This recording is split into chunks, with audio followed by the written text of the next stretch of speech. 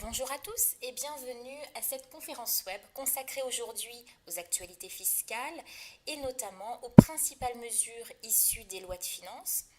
Nous avons le plaisir d'accueillir Denis Roche, notre consultant expert en fiscalité, qui va vous faire un décryptage des principaux points qui vous impactent dans votre pratique. Je lui laisse tout de suite la parole. Bonjour Céline, bonjour à tous. Nous allons voir donc les principales dispositions de ces lois de finances. Nous commencerons par l'augmentation de la CSG, pour voir ensuite l'abattement sur les plus-values immobilières, le droit de délaissement, une réforme importante qui est l'IFI. On verra ensuite la flat tax, le dispositif Pinel, le prêt à taux zéro et enfin le nouveau dégrèvement de taxes d'habitation. Pour commencer, nous allons voir immédiatement l'augmentation de la CSG qui a été décidée par la loi de finances de sécurité sociale à compter du 1er janvier 2018. Augmentation d'1,7 point sur les prélèvements concernant les revenus du patrimoine, sachant que cette augmentation qui commencera au 1er janvier 2018 n'impactera donc pas les plus-values immobilières réalisées en 2017 qui restent au taux de prélèvements sociaux ancien de 15,5%. Ce ne sont donc que les plus-values de 2018, sur les cessions intervenues en 2018, qui donneront lieu à une imposition au taux de 17,2% de prélèvements sociaux, ce qui fera un taux d'imposition global de 36,2%. A noter que cette augmentation de 1,7 point sera déductible de l'impôt sur le revenu. Cas particulier des pensions de retraite et des revenus de remplacement, eux également verront une augmentation d'1,7 point. A noter que pour finir, concernant la CSG, que le Conseil constitutionnel n'a pas invalidé les mesures concernant la CSG et donc cette augmentation d'1,7 point trouvera à s'appliquer, comme nous l'avons vu, dès le 1er janvier 2018. Merci Denis. Je reprends la parole pour vous préciser les modifications qui ont été apportées dans notre logiciel de rédaction d'actes, notamment concernant l'imprimé de plus-value immobilière. Alors le modèle papier qui est à disposition dans les modèles de courrier sont à jour. Vous disposez tous de la version de Bible qui contient l'imprimé à jour. Pour ce qui concerne l'imprimé dématérialisé pour téléacter les ventes avec impôt sur plus-value immobilière, alors il faudra attendre la version 17.2.4, ou alors là, le taux de la CSG sera automatiquement calculé et rehaussé en fonction de la date de cession. Une petite aparté également pour le logiciel de comptabilité, où là, la version de logiciel est en cours de réalisation et vous sera déployée dans les tout prochains jours.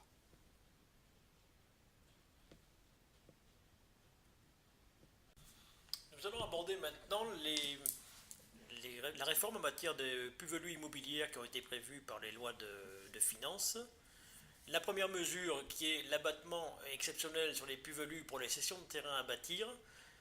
Cette mesure a été créée afin de favoriser la libération du foncier dans les zones tendues et seront visées par ce texte uniquement les zones A et A bis. Et ces zones ont été prévues par l'arrêté du 29 décembre 2017 pour la réalisation de nouveaux logements, notamment dans le secteur intermédiaire, et l'abattement exceptionnel est appliqué sur les plus-values provenant de la cession de terrain à bâtir. Alors par terrain à bâtir, selon la loi, il s'agit non seulement des terrains nus, mais également de terrains qui contiennent des immeubles qui sont impropres à un quelconque usage.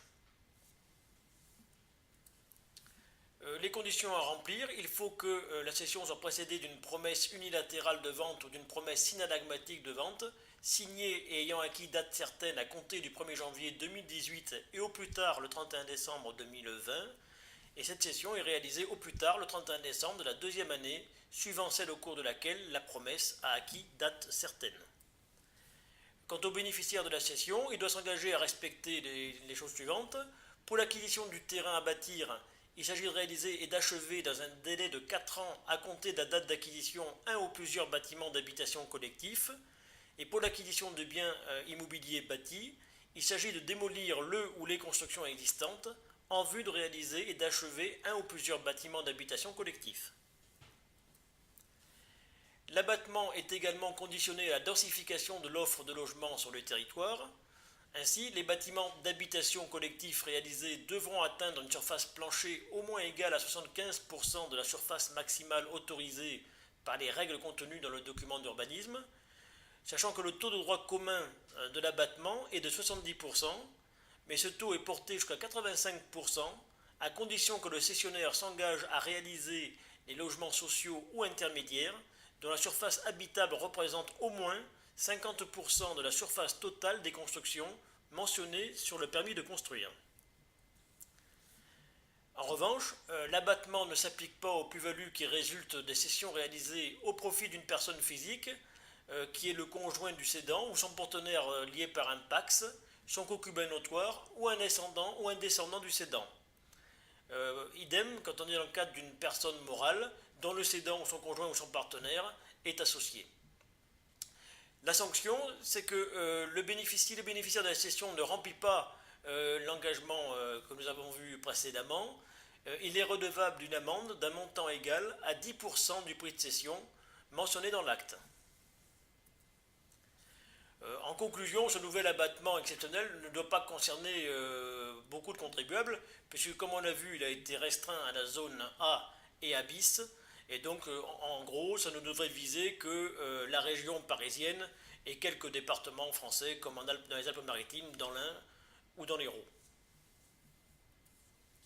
Je laisse maintenant la parole à Céline qui va vous expliquer les incidences sur vos formulaires.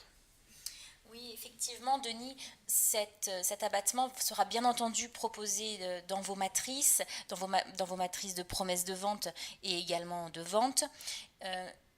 La nouvelle clause vous sera proposée dans la rubrique, vous voyez ici, dispositions particulières.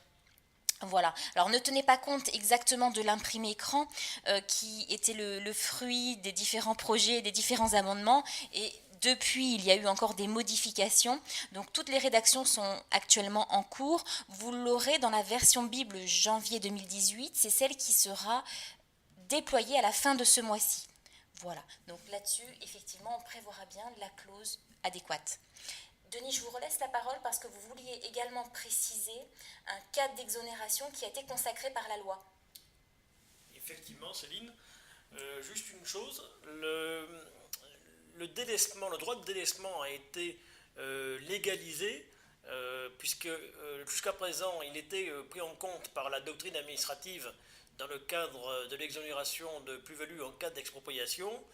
Désormais, la loi a intégré ce cas, donc le cas du droit de délaissement, dans l'exonération de plus-value, et donc il n'y a plus de souci par rapport à ça puisque la loi l'a définitivement intégré. Et ce, à compter du 1er janvier 2018. Alors avant de passer à l'IFI, une précision concernant la mise à jour des imprimés de plus-value immobilière et le nouvel abattement de 70% à 85% sur les terrains à bâtir, sur la cession de terrains à bâtir ou assimilés. Nous ne pouvons pas les mettre à jour actuellement tant que les nouveaux CERFA n'ont pas été mis à disposition. En effet, on ne peut pas du tout anticiper quelle ligne va être ajoutée ou substituée. Raison pour laquelle, pour l'instant, je ne peux pas vous annoncer de délai sur un CERFA à jour du nouveau CERFA. Denis, je vous laisse la parole du coup pour nous décrire ce passage de l'ISF à l'IFI. Merci Céline. Donc l'IFI, un nouvel impôt qui vient se substituer à l'impôt de solidarité sur la fortune et qui maintenant ne visera plus que la fortune immobilière. Alors des similitudes quand même entre les deux impôts. Le premier, c'est que le fait générateur reste identique, à savoir qu'on prend en considération les biens détenus au 1er janvier de l'année d'imposition, et le seuil et le barème restent identiques, à savoir le seuil d'1 300 000 € et dans ce cas, le déclenchement de l'imposition à compter de 800 000 € de déclenchement. L'IFI ne concerne que la fortune immobilière au sens large. Désormais, les placements financiers des non-résidents sont soumis à l'IFI, ce qui n'était pas le cas auparavant. Il en résulte que désormais, sous réserve bien sûr des conventions fiscales internationales, les non-résidents qui détiennent des titres de société vont donc désormais être redevables de l'IFI pour la fraction de la valeur de ces titres correspondant à des immeubles imposables. alors que ce n'était jusqu'à présent pas le cas en matière d'ISF. Une assiette d'imposition réduite, puisque maintenant seuls les immeubles et droits immobiliers entrent dans les bases de l'impôt, sont donc exclus les biens de collection, bijoux, yachts, œuvres d'art, etc. Et concernant les titres de société, sont assujettis à l'IFI les titres de société possédés par le redevable à hauteur de la fraction de leur valeur représentative de biens immobiliers détenus directement ou indirectement, et ce, quel que soit le nombre de niveaux d'interposition par la société. Autre chose capitale, c'est que la taxation n'est pas limitée aux seuls titres de société à prépondérance immobilière, puisque sont visées toutes les formes de sociétés, cotées ou non, soumises à l'IR ou à l'IS, et donc on ne peut plus ne prendre en compte que les sociétés à prépondérance immobilière. Si en principe, comme on l'a vu tout à l'heure, ils sont assujettis à l'IFI à hauteur de la fraction de la valeur représentative des biens immobiliers détenus directement ou indirectement, quel que soit le nombre de niveaux d'interposition de la société, on a quand même des mesures d'atténuation qui ont été prévues par la loi. Ainsi, on exclut de la fraction imposable d'une part l'immobilier professionnel des sociétés et d'autre part l'immobilier inclus dans des participations de moins de 10% dans des sociétés opérationnelles. On entend par activité opérationnelle toute activité industrielle, commerciale, artisanale, agricole ou libérale. Ne sont pas retenus pour le calcul de la fraction de la valeur de titre imposable à l'IFI les biens ou droits immobiliers qui sont affectés par la société qui les détient pour sa propre activité industrielle, commerciale, artisanale, agricole ou libérale, et sont concernés tant les immeubles détenus directement que ceux qui sont détenus indirectement par le biais d'une filiale ou d'une sous-filiale par exemple. En revanche, les immeubles mis à disposition ou donnés en location ne sont pas couverts par ce cas. Aucune condition particulière liée à l'activité de la société dans laquelle le redevable détient ces titres n'est exigée. Ainsi, on peut très bien se trouver en présence d'une société qui a une activité civile ou purement patrimoniale. Voyons à présent l'exclusion des immeubles affectés à l'activité professionnelle du redevable. Voyons tout de suite ce qu'il en est par rapport à l'exploitant individuel.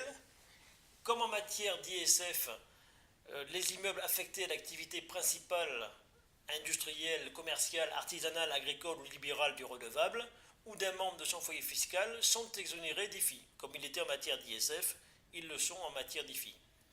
Concernant les exploitants individuels et les associés de sociétés de personnes soumises à l'impôt sur le revenu, sont exonérés des biens ou droits immobiliers ainsi que les titres représentatifs des mêmes biens affectés à l'activité principale du redevable, toujours de nature industrielle, commerciale, artisanale, agricole ou libérale.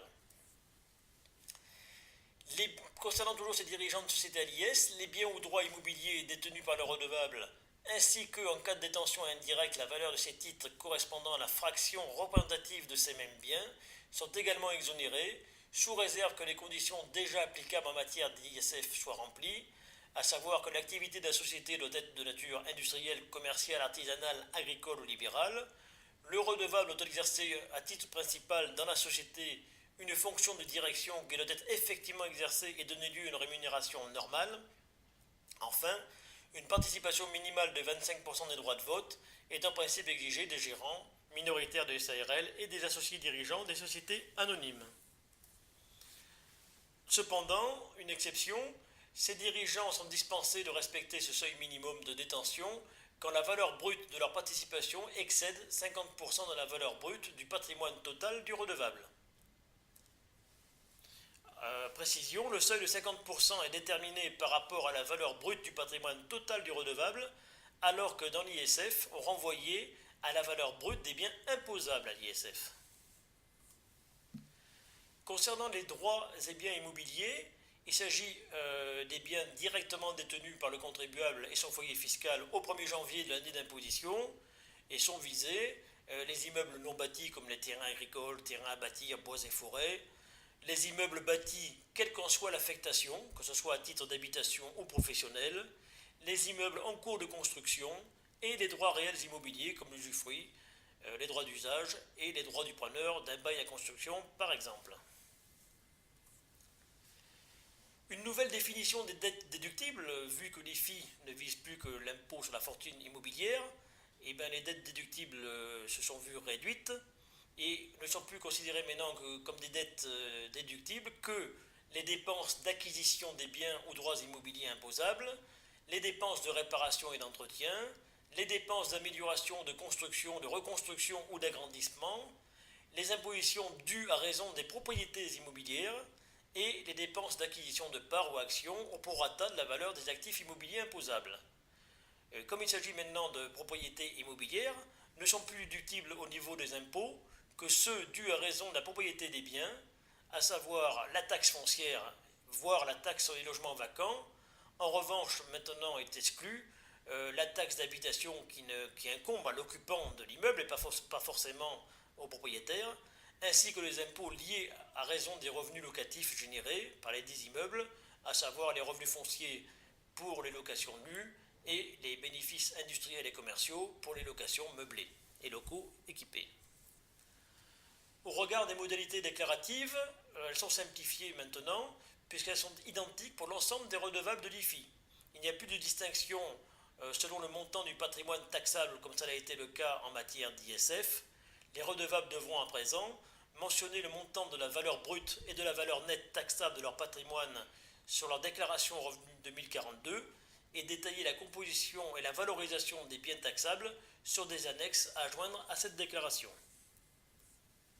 Je laisse maintenant la parole à Céline pour qu'elle vous explique les aménagements apportés à vos formulaires. Oui, alors justement, pour l'instant, on ne va rien toucher. L'IFI n'est pas vraiment visé dans les modèles que nous fournissons. Nous évoquons un cas d'exonération pour les plus-values immobilières. C'est un cas qui est cité par l'article 150U, troisièmement du Code général des impôts. C'est vrai qu'initialement, nous pensions le mettre à jour pour ne plus viser l'ISF, mais l'IFI. Or, cet article du CGI n'a pas été réactualisé suite à l'entrée en vigueur de la loi de finances. Alors, on est peu étonné finalement, puisque ça vise un cas où on est sur une période N-2. Donc, même si on signe aujourd'hui ou pour les 2 années à venir des sessions qui rentrent dans le cadre de l'exonération, ça visera quand même une échéance N-2 et on visera bien un ISF qui était alors en vigueur. Raison pour laquelle nous ne toucherons pas à ce paragraphe dans l'immédiat.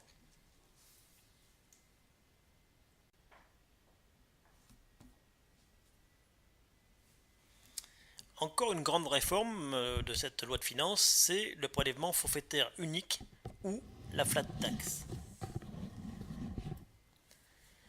En effet, la loi de finances met en place un nouveau régime de taxation des revenus et plus-values perçus par les personnes physiques pour le biais d'un prélèvement forfaitaire unique.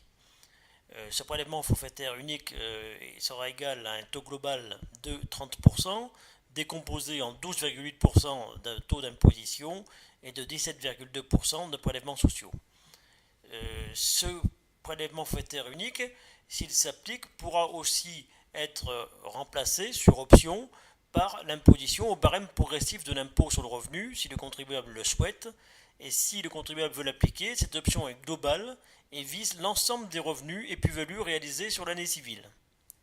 Le PFU est applicable aux impositions dont le fait générateur intervient à compter du 1er janvier 2018. 2 choses sont visées par le PFU, c'est les revenus mobiliers et les plus-values de cession de titres. Voyons d'abord les revenus mobiliers. Sont visés par le PFU les produits d'actions et de parts sociales, à savoir les dividendes, ainsi que l'ensemble des revenus distribués et les revenus réputés distribués, les jetons de présence et autres rémunérations allouées aux membres du conseil d'administration, l'ensemble des produits de placement à revenus fixes, les sommes réparties par les fonds communs de placement et les revenus d'actifs mobiliers des fonds de placement immobiliers, enfin les produits résultant de la première cession d'usufruit temporaire qui se rattachent à la catégorie des revenus mobiliers.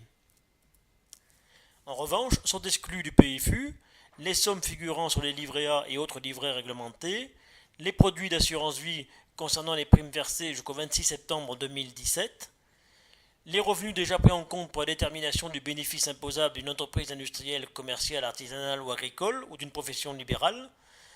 Par ailleurs, sont supprimés le prélèvement obligatoire sur les bons et contrats anonymes et le régime optionnel qui prévoit l'application d'un taux forfaitaire de 24% pour les intérêts qui n'excèdent pas 2 000 € au titre d'une année. L'assiette du PFU, le PFU est assis sur le montant brut des revenus. Dans ce cas, évidemment, l'abattement de 40% sur les dividendes d'actions et revenus assimilés n'est pas applicable, pas plus que les dépenses engagées pour l'acquisition ou la conservation des revenus. Et dans cette configuration, la CSG n'est pas non plus déductible. En revanche, il en va autrement dans le cas de l'option pour le barème progressif. En effet, si le contribuable choisit d'appliquer le barème progressif, les revenus mobiliers peuvent, dans ce cas, sur option expresse et irrévocable du contribuable, être soumis au barème progressif de l'impôt sur le revenu, et les revenus sont alors pris en compte dans le revenu net global. L'option est elle-même globale et porte dans ce cas sur l'ensemble des revenus entrant dans le champ d'application du PFU. Elle est exercée chaque année lors du dépôt de la déclaration de revenus et au plus tard avant la date limite de déclaration. Dans cette hypothèse, les revenus mobiliers entrant dans l'assiette du revenu global sont retenus pour leur montant net. Sont ainsi déductibles du montant des revenus mobiliers l'abattement de 40% sur les dividendes et revenus assimilés, ainsi que les dépenses engagées pour l'acquisition ou la conservation des revenus, et dans ce cas, une fraction de la CSG est par ailleurs déductible. Comme jusqu'à présent, l'imposition des revenus mobiliers se fera en deux temps. D'abord, application du prélèvement forfaitaire non libératoire sur les dividendes et distributions assimilées, ainsi que les produits de placement à revenus fixes, qui sera abaissé à 12,8% au lieu de 21% actuellement pour les dividendes et 24% pour les produits de placement à revenus fixes, puisque maintenant on sera limité à 12,8%. Enfin, imposition définitive des revenus mobiliers liquidés à partir des éléments portés dans la déclaration de revenus, souscrite l'année suivant celle de leur perception. Rappelons que les revenus sont soumis à l'impôt sur le revenu au taux forfaitaire de 12,8% ou sur option globale exercée par le contribuable dans la déclaration selon le barème progressif. Voyons à présent les nouvelles règles d'imposition des plus-values de cession de titres. Les plus-values de cession de valeurs mobilières et de droits sociaux réalisées par les particuliers à compter du 1er janvier 2018 sont soumis au PFU. Cette taxation forfaitaire à l'impôt sur le revenu au taux unique de 12,8%, auquel s'ajoutent évidemment les prélèvements de 17,2%, est applicable de plein droit, mais ici aussi, sur option globale, le contribuable peut opter pour l'application du barème progressif. Le PFU est applicable à l'ensemble des plus-values de cession de valeurs mobilières et de droits sociaux réalisées par les personnes physiques dans le cadre de la gestion de leur patrimoine privé. L'assiette du PFU est constituée par le montant des plus-values existants après imputation des pertes, voire le cas échéant de l'abattement fixe pour dirigeants partant à la retraite. En effet, malgré la réforme engendrée par l'entrée en vigueur du PFU, le maintien de certains abattements pour durée de détention a été confirmé. Ainsi, les abattements proportionnels restent applicables en cas d'imposition au barème progressif.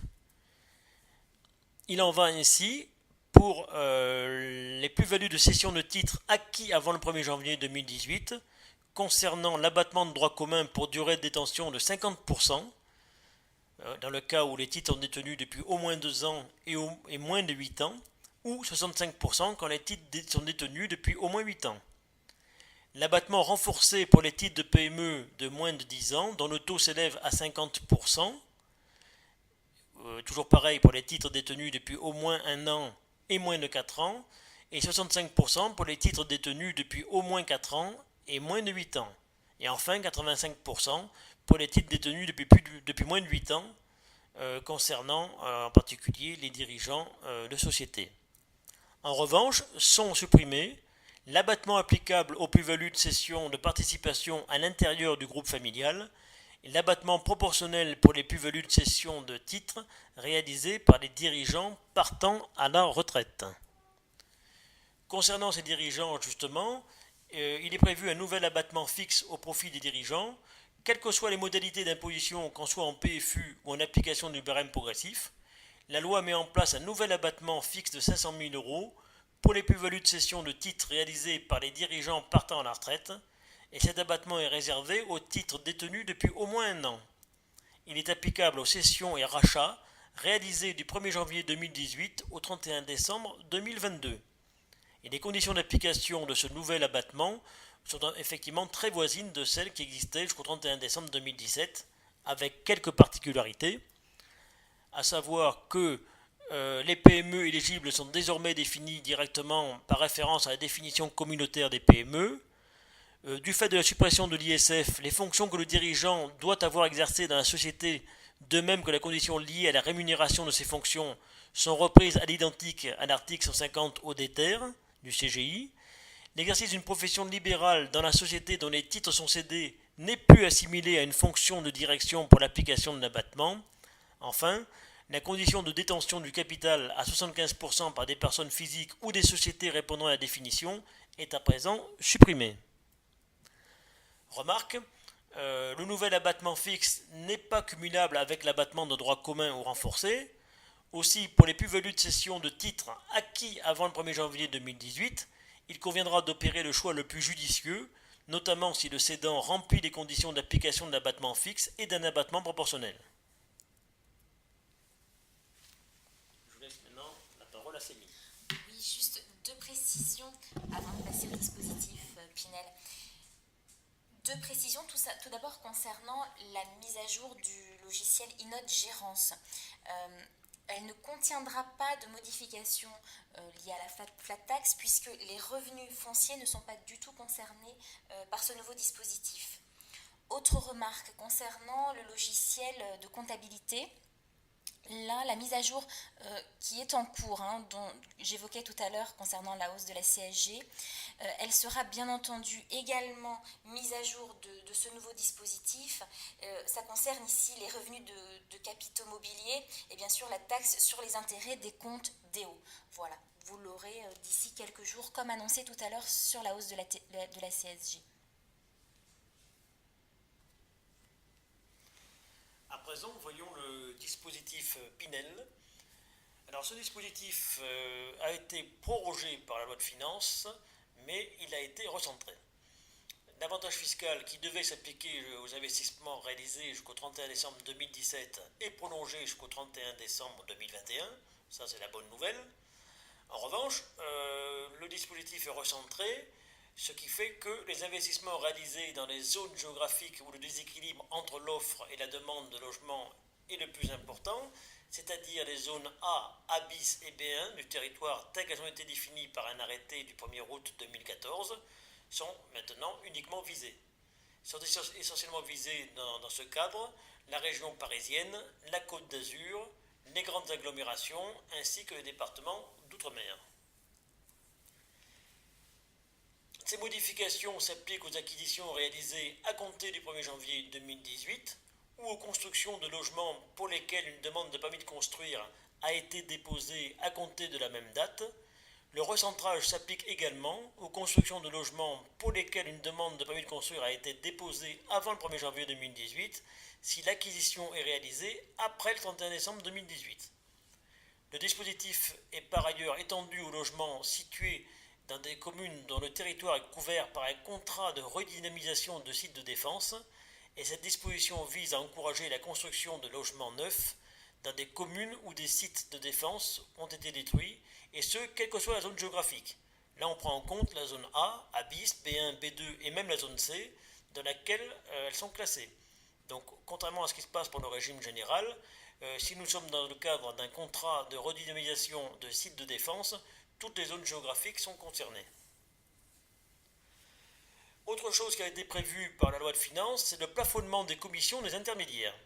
Ainsi, le montant des frais et commissions directes et indirectes imputés au titre d'une même acquisition de logements ouvrant droit à réduction d'impôt par les intermédiaires de l'immobilier est soumis à un plafonnement égal à un certain pourcentage du prix de revient qui sera fixé par décret. Je crois que vous vouliez apporter une petite précision, Céline, concernant le dispositif Pinel.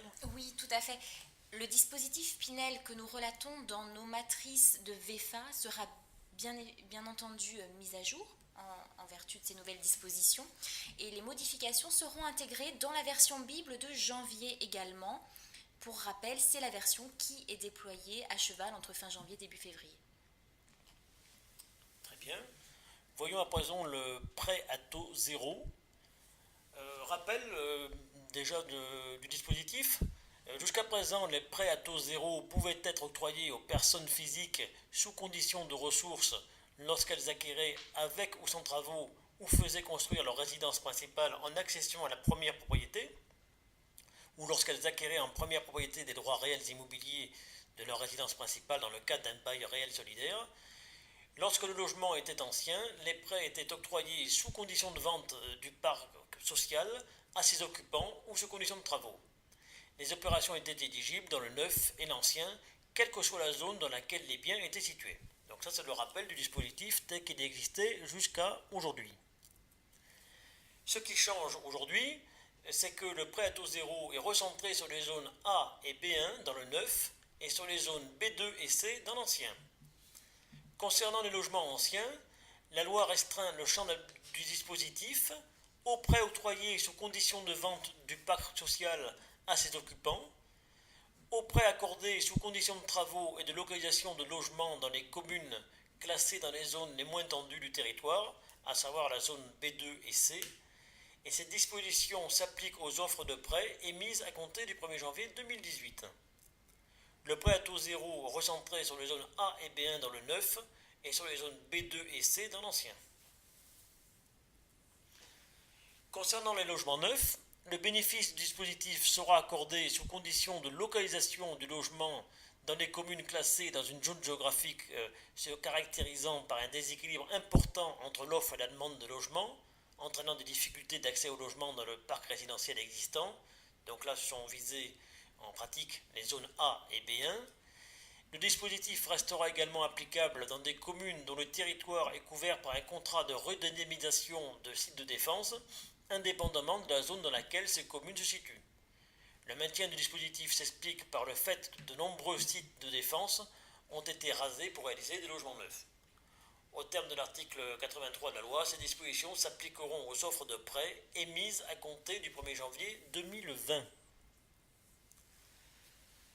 À compter du 1er janvier 2018, cas particulier de l'octroi du prêt à taux zéro à des personnes invalides, la condition de primo-accession n'est plus exigée lorsque le bénéficiaire du prêt ou l'un des occupants du logement à titre principal est titulaire de la carte mobilité inclusion comportant la mention invalidité ou d'une carte d'invalidité délivrée antérieurement et qui perçoit la pension d'invalidité correspondant au classement dans les catégories mentionnées aux 2 et 3 de l'article L341-4 du Code de la Sécurité sociale, à savoir personnes invalides absolument incapables d'exercer une profession quelconque et invalides qui, étant absolument incapables d'exercer une profession, sont en outre dans l'obligation d'avoir recours à l'assistance d'une tierce personne pour effectuer les actes ordinaires de la vie. À présent, voyons la dernière disposition concernant ces lois de finances qui concerne le dégrèvement de la taxe d'habitation. Alors, ce qu'il faut retenir, si vous voulez, dans ce dégrèvement de la taxe d'habitation sur la résidence principale, c'est qu'il est conditionné au montant du revenu, à savoir que ce dégrèvement est conditionné en fonction du montant des revenus du foyer fiscal, et le dégrèvement sera réservé aux contribuables dont le revenu fiscal de référence de l'année précédant celle au titre de laquelle l'imposition de la taxe d'habitation est établie, n'excède pas la somme de 28 000 € pour la première part de quotient familial, majorée de 8 500 € pour chacune des deux premières demi-parts et 6 000 € pour chaque demi-part supplémentaire. Et ces majorations seraient divisées par 2 pour les quarts de part. Les montants des revenus ci-dessus seront chaque année indexés dans les mêmes conditions que la limite supérieure de la première tranche du barème de l'impôt sur le revenu, et le revenu de référence à prendre en compte figure sur l'avis d'imposition du contribuable. Donc, comme on l'a vu, le dégrèvement de la taxe d'habitation est conditionné au montant du revenu. Pour une part, ça va être 28 000 €, 36 000 € pour une part et demie, deux parts à 45 000 €, etc. Et ce dégrèvement, il n'est pas, je dirais, total et définitif, puisqu'il est l'objet d'une dégressivité. À savoir que les montants des revenus seront indexés chaque année dans la limite supérieure de la première tranche du barème de l'impôt sur le revenu, et ce sont le taux global d'imposition et les taux ou le montant d'abattement pratiqué pour l'imposition au titre de l'année 2017 qui serviront de base au calcul de l'impôt dû au titre de la cotisation à compter de 2018. En d'autres termes, pour calculer le dégrèvement de la taxe d'habitation dont bénéficieront les contribuables en 2018, on va prendre comme base de calcul les chiffres qui relèvent de leur taxe d'habitation telle qu'ils l'ont payée au titre de 2017. Donc je vous disais que le dégrèvement faisait l'objet d'une dégressivité.